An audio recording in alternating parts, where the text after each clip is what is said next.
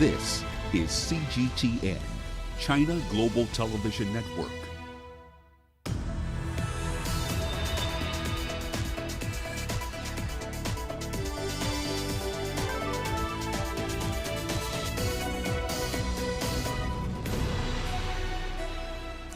Hello there and welcome to Global Business Africa. We'll be giving you insight into Africa's business and financial markets. I'm Uche Okoronkwo, coming to you from Kenya's capital, Nairobi. Let's start with a look at the markets. Now, emerging market stocks started the week on the back foot after posting their best week in a month on Friday. We saw MSCI's index of emerging market stocks falling 0.5% as China's blue chip index dropped 2.2% amid concerns of tighter policy. Now, also U.S. Treasury yields holding near recent highs did add to the pressure today. On the continent, South Africa's JSE All Share fell as much as 0.9% to hit a two-week low. Now, of course, investors are shifting their focus to the U.S. Fed meeting this week. They're also concerned that rising inflation expectations could prompt the Fed to signal that it will start raising rates sooner. In Nigeria, the All Share started the week in the red after falling 6 consecutive days last week. Now, traders say investors are taking profit from high-valued stocks in spite of impressive performances from earnings releases. Now, also coming up on today's show. The African Development Bank projects a 3.4% economic growth for Africa this year. China's economy continues to bounce back amid the pandemic. And we take a ride on Uganda's first locally manufactured diesel-powered buses. Now, the African Development Bank expects Africa to recover from its worst recession in 50 years and reach a 3.4% economic growth in 2021. The African Economic Outlook report points out that the outbreak of COVID-19 has taken a massive toll on the continent. Especially hard hit are tourism-dependent economies, as well as oil-exporting nations and other resource-intensive economies. The outbreak and widespread lockdowns also highlighted deepening inequality across the continent. Now, an estimated 39 million Africans could possibly slip into extreme poverty this year. That's following about 30 million who were pushed into extreme poverty in 2020 as a result of the pandemic. Well, up north, Egypt's economy has recorded a growth of 2% in the second quarter of the fiscal year 2020 and 2021. That's as most sectors in the economy witnessed a rebound in activity. Now, authorities there say GDP is set to continue expanding at 2.8% and 5.3% in the third and fourth quarters, respectively. From Cairo, here's CGTN's Yasser Hakim with the details. Egypt's economy managed to contain the COVID-19-induced shocks due to its diversified economy and recorded a growth rate of 2.5% in 2020. The positive trend is expected to continue in the second half of the 2020-2021 fiscal year, as the North African state's economy reopens following the pandemic slowdown. The reform program of 2016 managed to develop several sectors such as chemicals, petroleum products and natural gas. All these sectors gave a boost to the state budget.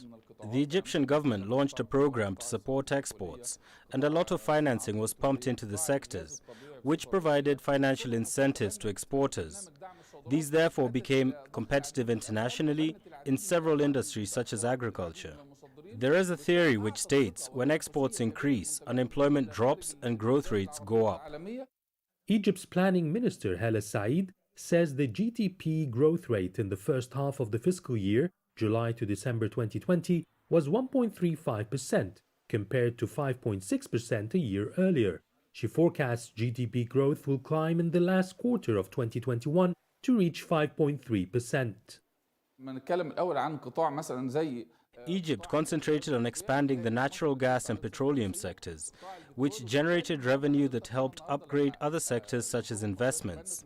We have seen government investments jump by an unprecedented 38%. We find that private sector investments have increased. We've also found huge investments in infrastructure projects and large growth in the tech industry.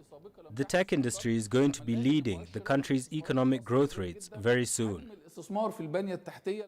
However, experts say a major drop in foreign currency inflow from sectors such as tourism and trade, due to the virus curbs, still poses a major challenge. But there are hopes this will improve in the second half of 2021, as the vaccination rollout campaigns across the world start to accelerate. Yes, Hakim for CGTN, Cairo. Well, let's discuss Africa's economic future further. We're joined by Michael Sudarkasa. He's the CEO of Africa Business Group. Great to have you on the show with us, Michael. Now, as we just mentioned, according to AFDB data, 30 million were pushed into extreme poverty in 2020. A further 39 million could be there this year. And that's if they don't get the appropriate support in light of the pandemic. So even as the AFDB says that Africa's economy is projected to rebound, what are the realities on the ground? Well, I think the African Development Bank has summed it up quite well. I mean, the countries of the continent really have taken a socioeconomic blow from the global closure and the global slowdown from an economic standpoint that was brought upon by COVID. I think the plus is that the continent has not had the same kind of shock from a public healthcare standpoint. So as the world starts getting vaccines and the economies start turning, Africa can stand to benefit from trade, stand to benefit potentially from investment. I mean, one of the things that happened in 2020 was that the global investors didn't put as much money. A lot of money was put to work, but it's almost like the global financiers are flush with capital. And so Africa presents itself as a potential home, given the population growth, given the fact that the economies, although they slowed down, it was really Well, certainly looks like we lost Michael there. We'll try get him back. Oh, looks like we got him back. Well, Michael, on that note, you were just talking about financing for Africa's economies. Now, the AFDB does estimate that governments in Africa needed additional financing of about $154 billion in 2020 in order to respond to the crisis better. What's your take on whether Africa was able to get the support that it needed? Where has that left us today? Are we any better for it? And given that we're seeing governments still struggling to service their debt, how are we solving that financing question?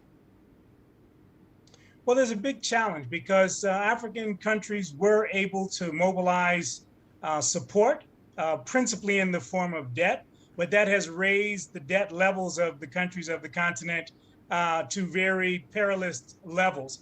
And increasingly, the debt is commercial debt as opposed to OEC debt, the formal, the way that we principally used to borrow before. So there are some headwinds coming in terms of managing debt, without question.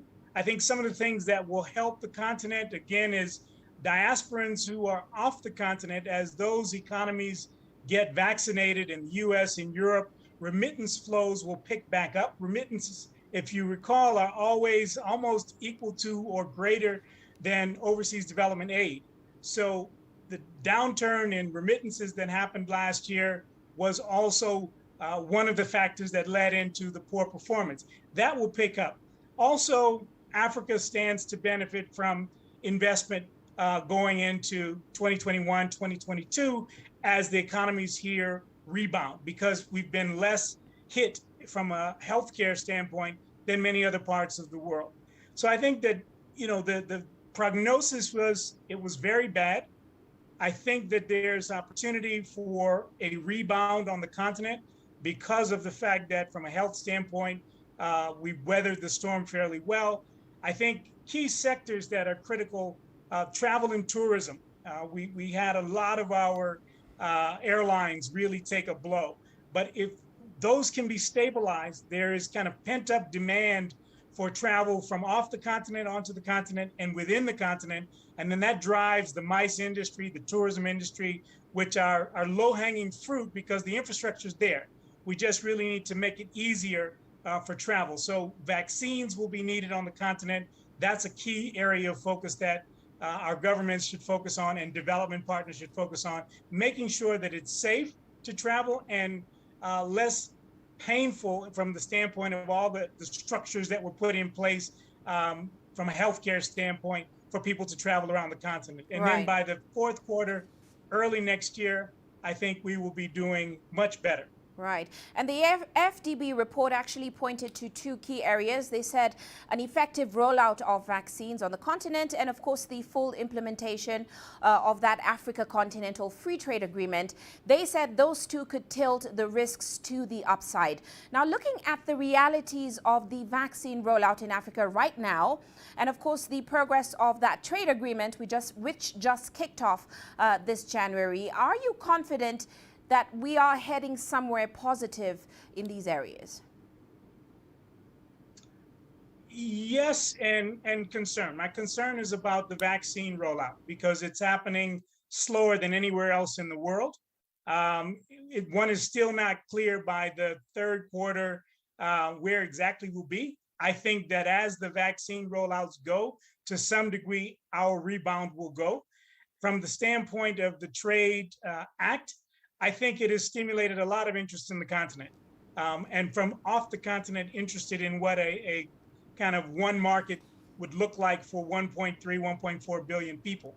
So again, as I mentioned, if we can stabilize our airlines and we can stabilize from the health standpoint travel on the continent, that will have a very catalytic effect. So I definitely agree with the bank that those two areas are key. And lastly, also, there's an opportunity, I think, for export. Now, one of the key markets that is doing well in the world now is the China market. And China has long been an increasingly important buyer of African goods. So China can play a big role as an offtake partner, I think, also in stimulating growth on the continent. Well, thank you so much, Michael, for that insightful conversation. We do have to leave it there. That, of course, is Michael Sudarkasa. He's the CEO of Africa Business Group.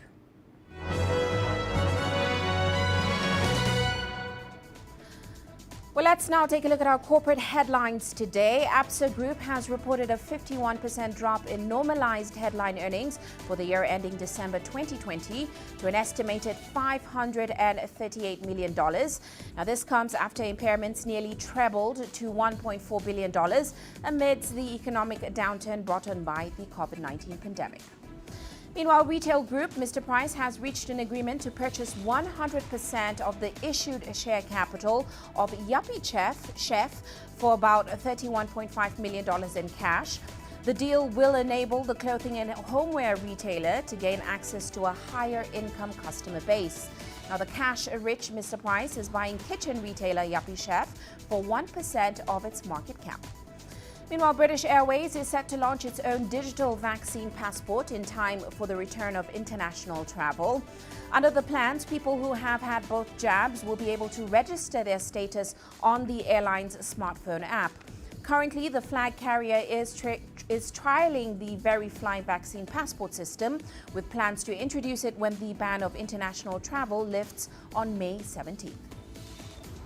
And finally, Volkswagen has announced plans to set up 6 battery cell production plants operating in Europe by 2030. The plants will have a production capacity of 240 gigawatt hours a year. The group also says it will enter partnerships with oil major BP and top European utilities, Enel and Iberdrola, to expand electric vehicle charging infrastructure. And that is a look at our corporate headlines.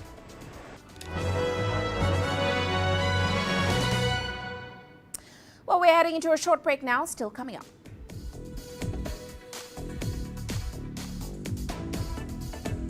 Kenya is going ahead with a new Eurobond to help clear $8.5 billion worth of debt. And the ICT sector sees the fastest growth rate in Nigeria's economy. The world economy as we know it is about to change. Global business reports highlight emerging markets, developing countries, and dynamic sectors worldwide. We feature top analysts and newsmakers to provide perspectives on every facet of business. From an on-the-ground perspective, we provide you with balanced and objective assessments. Fast, sharp, and insightful. Global Business. Only on CGTN. Every story starts out like this. Okay. We'll head up now. But beyond the rush of the numbers, there's always a more fundamental question. What happened? Who has been affected? When market-moving decisions are made, who's responsible and why? Let's get some reaction on ground. Joining us in Johannesburg is Uche Okoronkwo. Hello, Nairobi. This is how whole stories begin.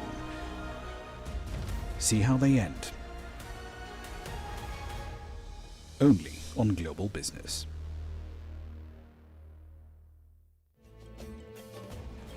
There's more to this place than just glorious landscapes. There's more to it than just, say, Table Mountain or glorious, endless salt flats.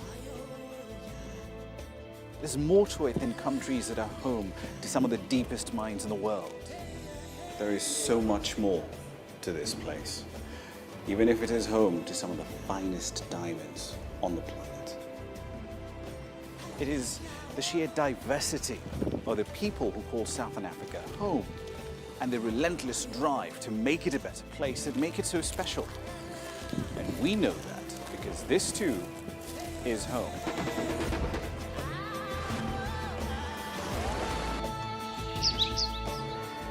No one knows Southern Africa like we do. CGTN, see the difference.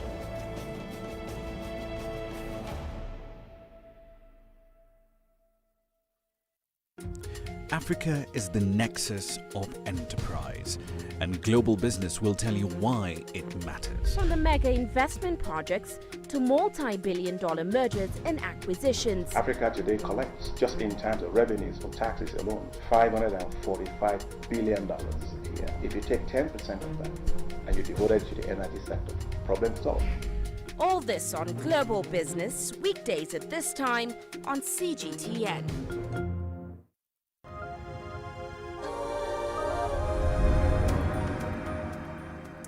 Welcome back. Let's head to Tunisia now, where the country's economic city of Sfax has hosted the Tunisian-Libyan Economic Forum. Now, both Tunisian and Libyan businessmen, ministers, entrepreneurs and economists attended the event. Here's Anin Shaushi, who was there and brings us this report. The Tunisia Africa Business Council called for lifting all financial and administrative obstacles between Tunisia and Libya. Experts urged the authorities in Tunis and Tripoli to reopen border crossings and further strengthen air sea links to ensure the revival of relations between the two neighboring countries. We also call for allowing Tunisian companies with contracts signed before 2010 to resume work. In addition, facilitating the installation of Libyan investors in Tunisia and creating logistic zones and railways to promote joint access to sub-Saharan African markets. The strengthening of bilateral exchanges is the cornerstone to winning the bets of economic development. Libyan Minister of Agriculture, Livestock and Marine Resources stressed that this high-level meeting aims to remove all obstacles hindering bilateral economic and trade exchanges. The Libyan official expressed his country's willingness to respect the old agreements concluded between the chambers of commerce and economic structures of both countries. Commercial ties between Tunisia and Libya were never interrupted, but they are not enough. We are willing to resume normal activity. The partnership between the public and private sectors is necessary in financing and realizing projects in all sectors of the economy. Libyan businessmen assert that Libya's recovery in political stability paved the way for successful business agreements. Libyan officials invited public and private companies in Tunisia to submit their applications to participate in reconstruction projects in Tripoli and other Libyan cities. We hope that the share of our Tunisian brothers in Libya's construction will be considerable. The Tunisian people and state have always supported Libya. Tunisia urged for stability, remained neutral, and did not take sides during the Libya conflict. Tunisians can work, trade, and operate anywhere in Libya.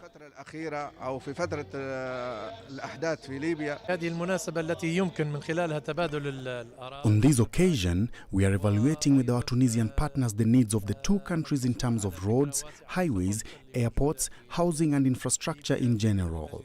We heavily rely on Tunisian skills, engineers and expertise for implementing projects that will boost movement, transport and economic exchange with Libya. Economists noted that the revival of businessmen's confidence is a fundamental condition to raise trade to the same level of 2010.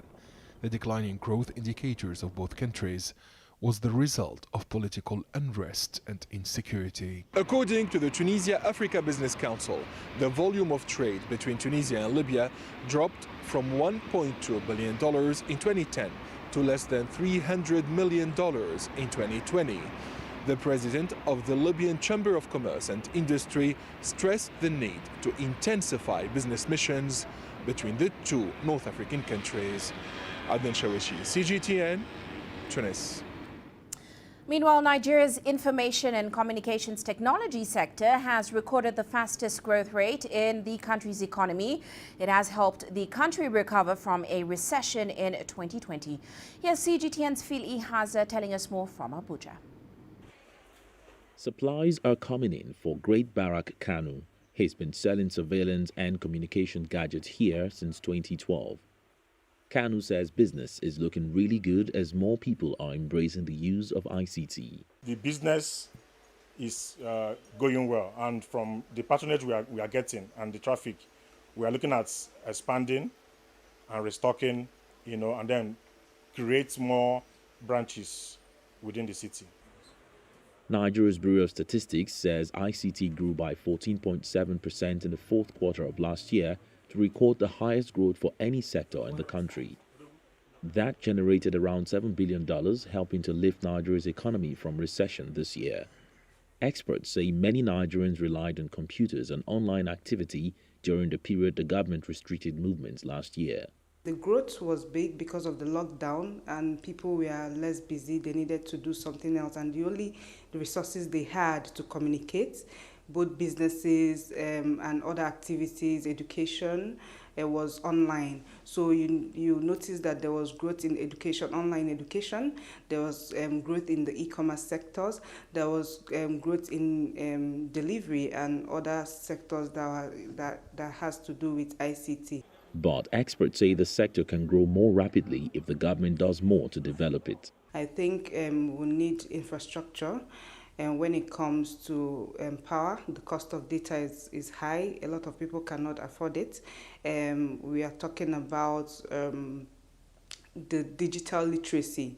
A lot of people do not have the skill, and that's a very huge problem in the system and in the network, because you need the people that have those skills to be able to employ to run the business. President Muhammadu Buhari has approved a sum of $13 million as part of funds to improve the operations and infrastructure in the ICT sector. And experts say as long as Nigeria's ICT sector continues to grow rapidly, there'll be more job creations, swift business transactions and innovations, and more revenue for the economy. Kanu reads into that the potential for even more profit and growth. Phil Ihaza, CGTN, Abuja.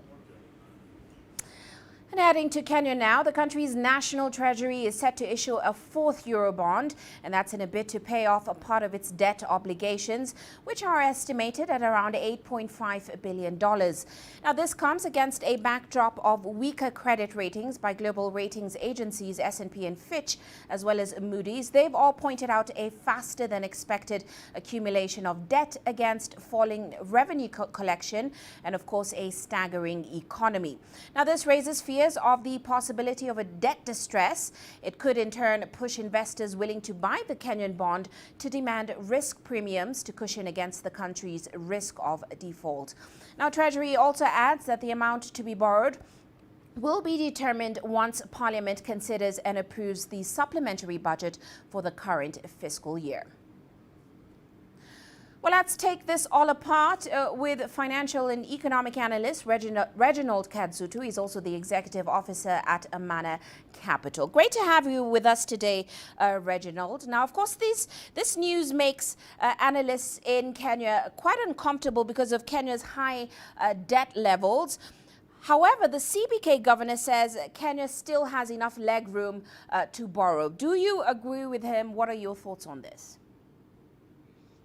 Evening, Uche. I'm a bit worried when the central bank governor issues such a statement, but then he is an appointment of the current government, so some of his statements have to be taken by a pinch of salt. A couple of questions that one would ask themselves is, number one, what determines a country's ability to continue to borrow? The answer to that is the ability to pay. Then one would ask, what is the country's ability to pay? What determines the ability to pay? That answer is their revenue capacity. Then what determines the country's revenue capacity? It's economic growth that creates jobs and employment. And those are things that have been missing in the Kenyan economy. The Kenyan economy has been growing, but not creating jobs. If you don't create jobs, then you're also not increasing the pool or the spread of where Kenya Revenue Authority will get taxes to be able to pay debt from. And businesses don't expand. If businesses don't expand, then your income tax side and also your consumption tax is also becomes stunted. So if you look at the current period, the government has paid close to 648 billion Kenya shillings in terms of debt payment and repayment versus roughly around 900 billion to 1 trillion of revenue collection. That's already 65% of all the revenue that has been collected during this year up to February, percent of revenue. That means you are bordering a line where you are borrowing to actually pay for recurrent expenditure, and you are borrowing to repaying debt, which now brings out the question of, was the money even used in the right way? Was the money put into the right projects that generate enough revenue to pay for itself? And the answer for that is no. If you also look at our current account deficit of around $8 billion, financial account deficit of around $3 billion, that means we're not generating enough dollars to be able to pay for our external debt, which is 70% of it is denominated in dollars. That means you have to borrow to be able to repay any external debt because of currency mismatch. We borrow in dollars and come and invest in Kenya shilling projects, which don't generate dollars. You end up in a place where you have to continue to borrow in dollars. The other issue that we have with our debt is that the average maturity of domestic debt in Kenya is only 5.7 years. That means every year you have close to 30% of your debt maturing, which needs to be refinanced. So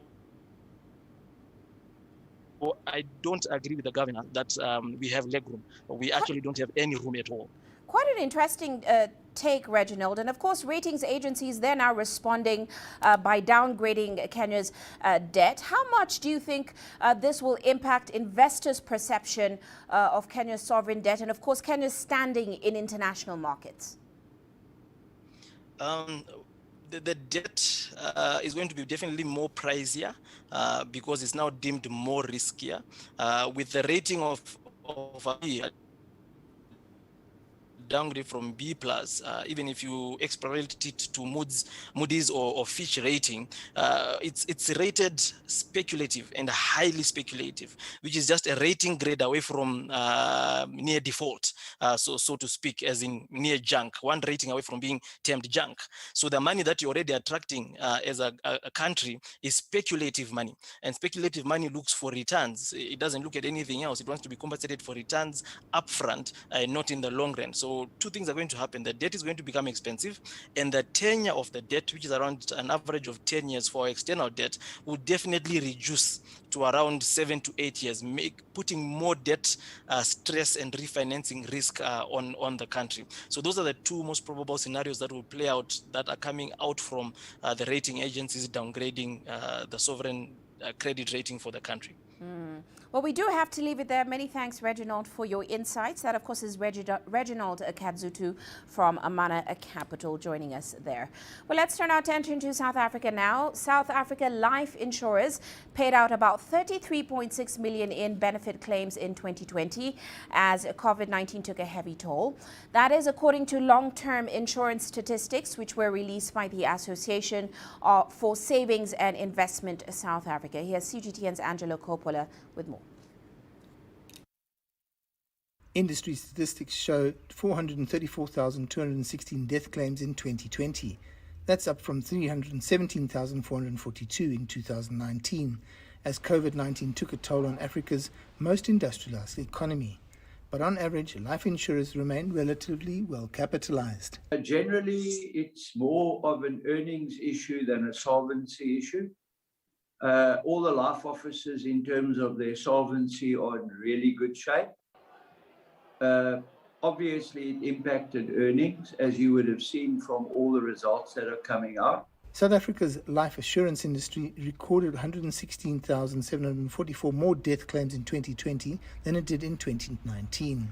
That's a 37% increase and significantly higher than the COVID-related deaths reported by the Department of Health. I think one should not see all the increase in death claims as being particularly, I mean, obviously COVID had an impact, and they're still doing numbers to what would probably be the impact during 2021, because new data is becoming available all the time. So I don't think one should read into the fact that there was a significant spike in death claims, that it's all COVID related.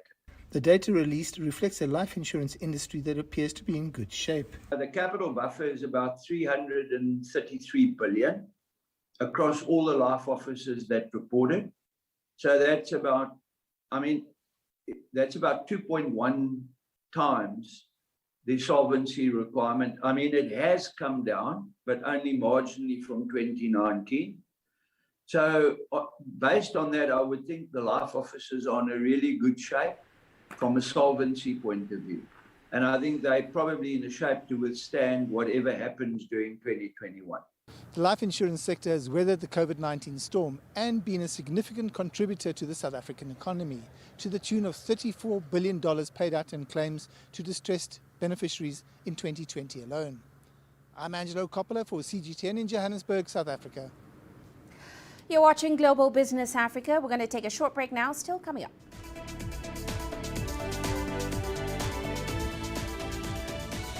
China's economy continues to bounce back amidst the pandemic. And facial recognition checkpoints give passengers a touchless transfer through the Dubai airport.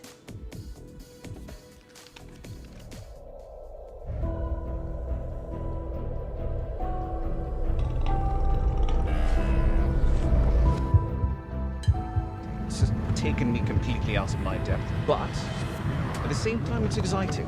It's new, it's different, it's a challenge. It's really exciting.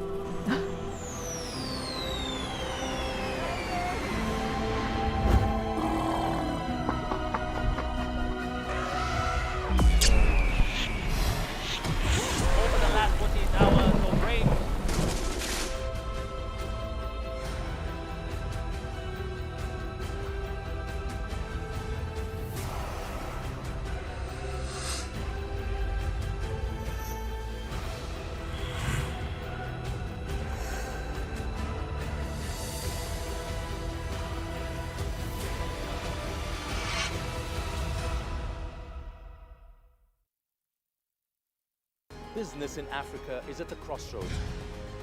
We celebrate those who are adopting and thriving despite the challenges, from grassroots to big businesses. Global Business takes you along for the ride as we track the making of a giant. Only on CGTN. I try to not let it affect me, but there are days when it does. I'm a human being, and to see patients in a hospital bed and their family members are not there. There's no one there to hold their hand, that human touch, you know?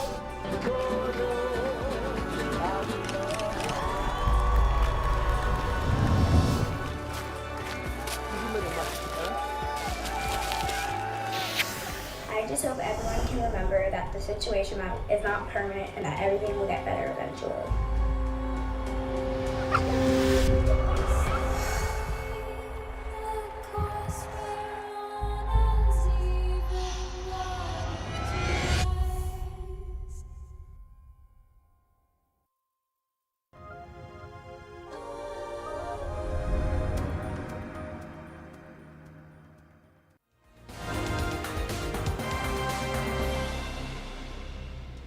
Well, 1:30. Here's a recap of our top stories today. 3 students abducted at a primary school in Rama village of Nigeria's Kaduna state have escaped. According to one of the teachers, the pupils escaped when the bandits attempted to steal cows and motorcycles in a nearby village. However, nothing is known of the whereabouts of 3 teachers who were abducted alongside the pupils. The gunmen attacked the school on Monday and kidnapped the pupils and teachers. Meanwhile, Libya's interim authority took oath on Monday morning. The entire cabinet and the presidency council gathered in Tobruk city for the swearing-in ceremony. Now, the nation marked the moment with a milestone appointment of its first woman foreign minister. The interim government will be preparing the country for what should be the final phase of transition to an elected authority. And finally, Somalia has received 300,000 doses of Oxford AstraZeneca vaccines from the COVAX facility, which will be rolled out in the capital, Mogadishu. Now, this consignment is a first of many and will be used to protect frontline workers across all states of Somalia, targeting frontline health workers, older adults, and people with chronic health conditions. That's a recap of today's top headlines.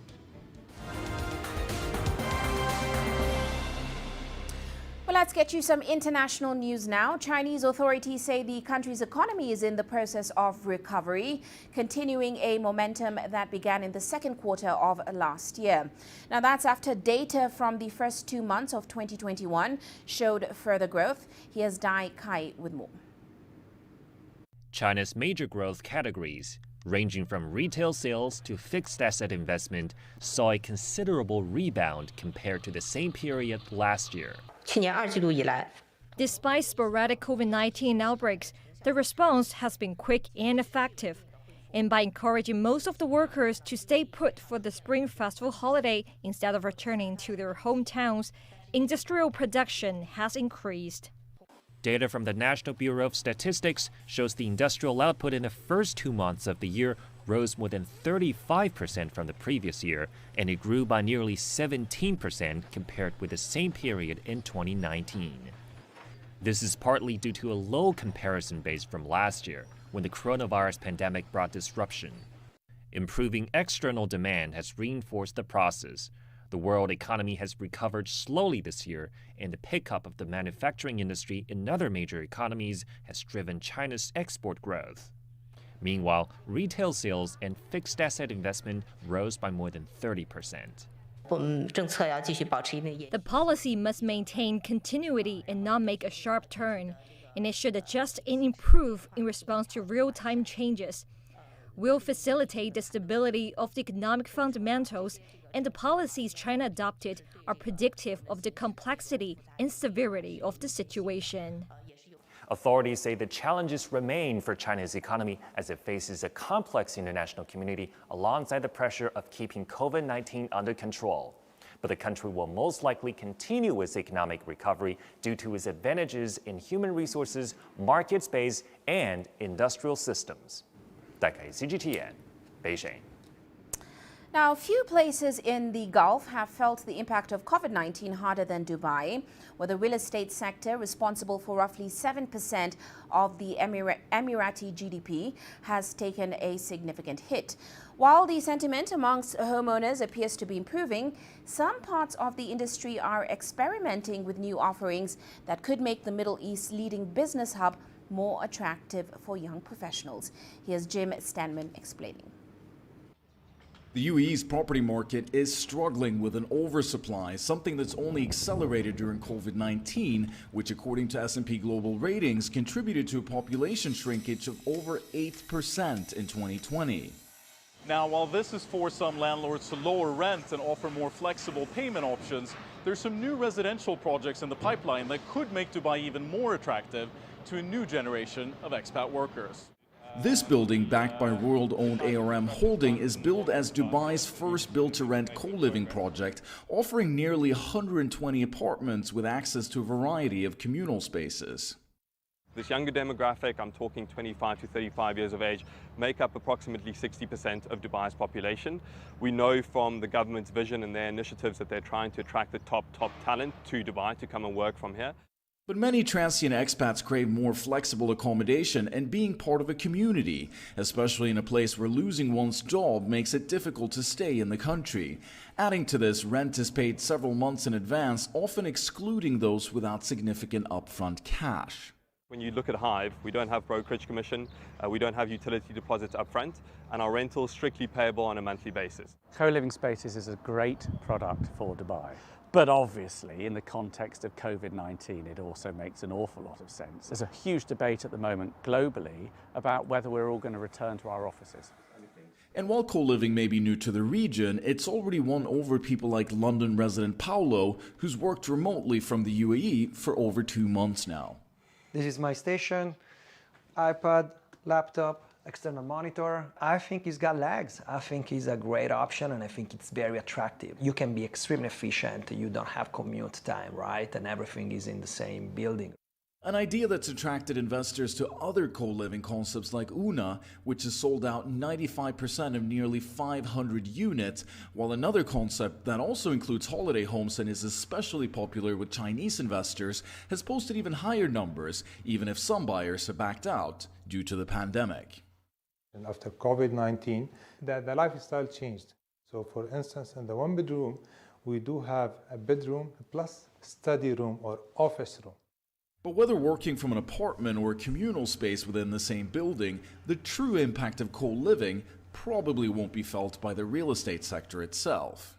You know, what's important is that growth picks up again. A number of successful businesses have originated from owners who live together in one space. It's amazing how stories like that can do wonders for a city at large. And that's an idea that perhaps could have a strong knock-on effect across the economy over time. Jim Stenman, CGTN, Dubai. Now, in more normal times, Dubai was already a hub for regional air travel. And in one of the busiest airports in the world, they're now introducing facial scanning for a more seamless travel experience. Well, Jacob Greaves has been invited along to check it out. Breeze through immigration in less than 10 seconds. That's the claim Dubai's main airport is making after introducing facial recognition and retina scans. The thinking behind this will both speed up the immigration process and further remove unnecessary contact between people. In theory, once registered, you should be able to just remove your mask and wait.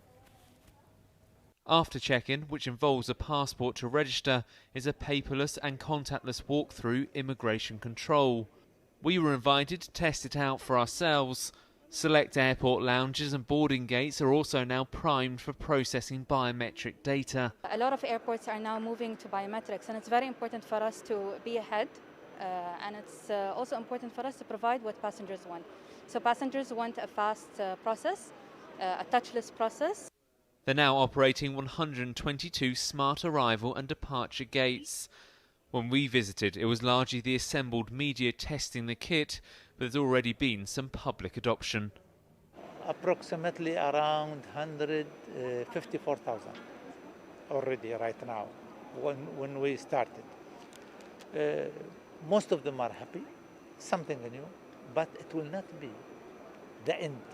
Always we are looking for what's new, what we can do, what we can make it easier, how to save the timing. Dubai Airport appears to be banking on the idea that passengers will forego any privacy concerns in favour of speed and ease. But in the era of social distancing, there's also a business case for airports. Experts suggest biometric technology could help boost vital revenue in areas such as duty-free and retail, where people might be less inclined to queue. Imagine we're back to the capacity we were, even if it was somewhere down the line before the pandemic hit. And airports can lose, in many cases, over 50% of their capacity. So the only way to address that, if social distancing is still required, is to use technology to speed up processes. And of course, there are so many processes we go through, whether it is checking in ourselves, checking in bags, going through security, boarding. Some of those, of course, we're already getting familiar with doing at home, but many of those processes cannot be avoided. So using biometric data can really speed that up and reduce the challenge of social distancing. A potential boom for business or a biometric big brother. Either way, this could be the new face of air travel in the COVID-19 era. Jacob Greaves, CGTN in Dubai. Well, let's shift focus now and take a look at commodity markets. Now, oil prices continue to inch closer to $70 a barrel. That's as positive industrial output data from China signaled that energy demand in the world's largest oil importer is accelerating. Also supporting prices is news that top oil exporter Saudi Arabia will cut supply of its April crude to some of its buyers in North Asia. Meanwhile, that encouraging growth data in China dampened gold's appeal today. It erased earlier gains on increased hopes of a faster economic recovery and, of course, a surge in U.S. Treasury yields. Now, analysts are saying that the general dynamic right now is that yields are keeping the trend for gold to the downside. Well, let's take a short break now. Still coming up on the show.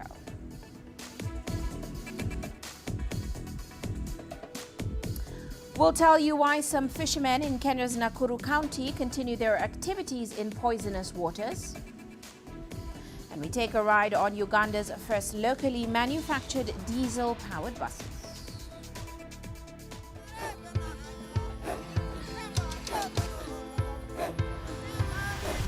Africa is a continent of diversity, with varied climates and enchanting geography, and a people so distinct, but with a shared enduring spirit.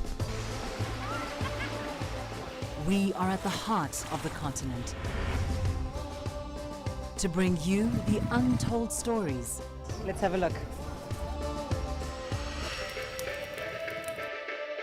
We celebrate Africa as it shapes its own destiny. I've been Shirushi, Tunis, Cairo, Juba, Johannesburg, Ethiopia, Tanzania. Africa Live. Find your voice. Images may appear to be identical, but looks can be deceiving. The difference is not always obvious. It has to be discovered. There are always different sides to a story. We put the focus on the details. To see more, to understand better. CGTN. See the difference. The greatest journeys, the greatest sights, the greatest adventures. Here in Qanater, this weir allows the locals to walk on water. We're far more than just TV news. We're your passport to the wonders of Africa. To bring you stories of struggle, survival, and hope.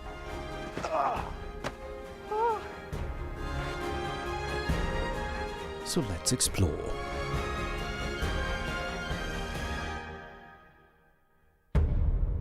CGTN. See the difference. You don't find the stories of North Africa by sitting on the sidelines.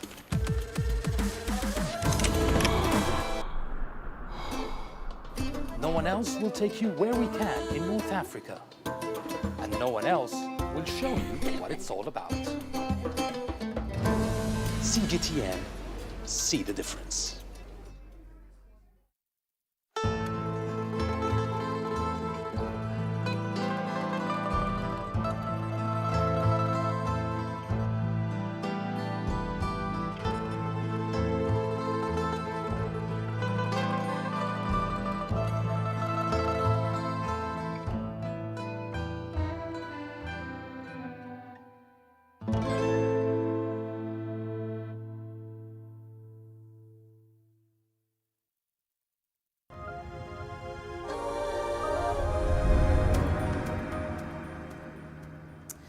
Now, farmers from Kenya's Nakuru County who became fishermen after Lake Nakuru started rising have now refused to stop the trade, and that's despite a recent research report suggesting that they could be consuming toxins. According to researchers, all the fish samples collected turned poisonous. Well, here's CGTN's Uche with the story. This is Lake Nakuru in Kenya's Rift Valley region, an alkaline water body that is a UNESCO World Heritage tourism site, home to flamingos and other wildlife species, including hippopotamus. But something has been changing. The water levels have been rising, making the water body expand. It has gone beyond its protected territory and has swallowed sections of the neighboring grassland that once had homes, shops and roads. Sam Otieno gives us a boat ride to show us how far the lake has come. His friend Anthony Udwor tells us how worried he is. Owners of this house were forced to relocate. Water started springing up through floors, and mostly at night, so people left. The rising of Lake Nakuru left a trail of destruction. Homes were decimated and many people were displaced. But the rising of this lake too gave a livelihood to many people. The expanded lake brought with it fish from the protected area to their farms. And indeed, fishing has exploded at the new banks. Areas that were drylands are now booming with fishing activity, and others are relishing the success of fishermen. Tens of vehicles have sprung up at the banks of the lake, seeking to transport captured fish to the market. Before the expansion of the lake, fishing was not allowed in the waters of Lake Nakuru. This is now what I see as my employment. If you can see, my boat is written Sam. According to a recent study, there are currently 3 newly introduced tilapia fish species that previously never existed. But scientists say danger is lurking for the locals who continue eating fish from the lake.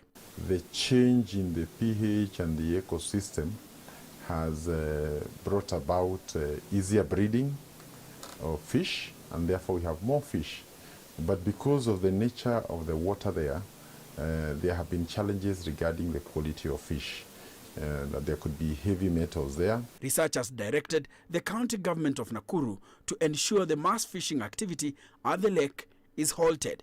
Despite agreeing with the scientific report, the county government of Nakuru wants proper ways of dealing with the situation. Governor Kinyanjui says since most of those whose homes were destroyed are the ones engaged in the fishing activity, the best practice will be ensuring the fish are safe. The lake could be big, but what we can do is to ensure that all the water coming to the lake is of a certain quality that does not aggravate an already serious situation.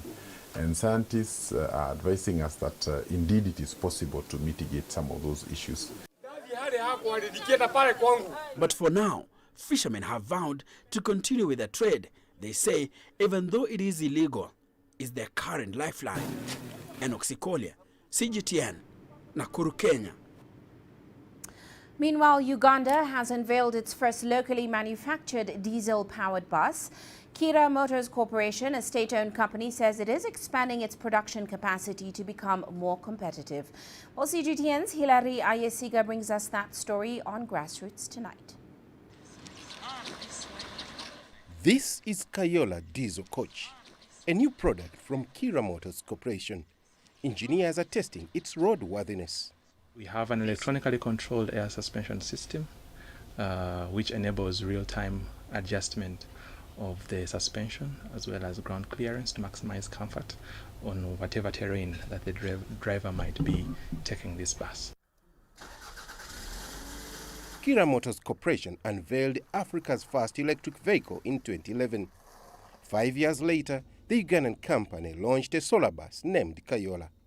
And now they are venturing into manufacturing diesel buses, something which has attracted criticism from development experts. I think when we started with the electric bus, the market was not well studied. And there are certain aspects that go with it. You must have a certain infrastructure for this innovation to work. The batteries, the charging stations. Kira Motors Corporation says they are waiting for the government to allocate them funds to set up the required infrastructure. But for now, they will be developing both electric and diesel buses so that they can become more competitive in the industry. By the end of this year, we will have rolled out over 1,000 buses on our streets, working with partners locally and internationally, and at least 50 of these should be electric. Uganda wants to ban imported buses as a way of boosting her local automotive industry. But environmentalists are concerned that locally made buses that use diesel could pollute the environment. Uganda imports on average 45,000 used vehicles annually, according to the Uganda Revenue Authority. But with the production of made-in-Uganda vehicles, the government hopes it can tap into the growing demand for cars in the East African market and beyond. Hilary Isga, CGTN, Kampala, Uganda. Well, before we leave you today, a quick look at Africa's currencies. Emerging market currencies took heart from the dollar's reducing gains today. South Africa's rand struggled early on Monday as scheduled power outages by state utility Eskom did drag into their 6th day. But of course, it did erase those early losses during the course of the day. Well, that's it for this edition of Global Business Africa. Remember, you can send your feedback to the contacts on your screen. You can also follow us on our various digital media platforms. From me, Uche Okoronkwo, and the rest of the team, thanks for watching.